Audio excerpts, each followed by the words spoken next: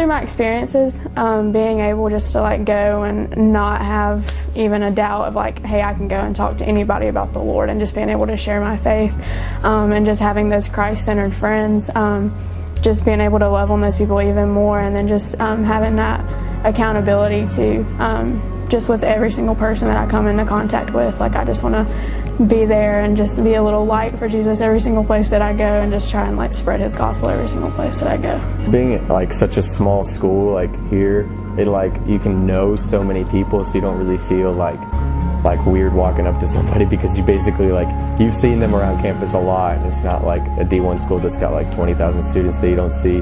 And so being in such a small community and just like watching Charles and Jackson every day just go to people and like bring joy into the room and just bring happiness into the room really encourages you to like go out and do the same thing with your teammates and just people in your classes, and just love on the people. This community has been very important when it comes to accountability also, and my friend Charles, who's actually my roommate by the way, stresses accountability a lot. And 2 days a week I go down to the weight room and lift weights for track and field, and there's a whiteboard and it says, accountability should not be viewed as punishment, hashtag protect the standard. And I've liked to follow my life that way, and that's the way that us Christians can help each other out, is to protect the standard. That's the beauty of living in a place, in a campus setting that is full of people of all sorts of backgrounds, of all sorts of shapes and sizes, and it's loving everyone equally, fully, because of how we are loved by Christ when we do not deserve to be loved. That is how we should love others, because we're loved by Christ so well. I think through FCA it kind of just taught me like I don't have to be worried about what other people think about me. It's more of what God thinks about me, and because what God thinks about me is so important, like I don't have to be worried about people judging me and being like, oh, like she's a Christian, like, well, like I don't want to talk to her, like those sorts of things. It's more of just like I'm bringing glory to God, and like that's the end. Like that's the end story. I just know my life is radically changed. And I guess, people always use this word, the trajectory.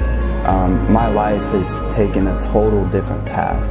And I think with this path of, my influence, not only being an athlete, but an academic student in college, has just given me a place, a platform where, what are you going to do with it?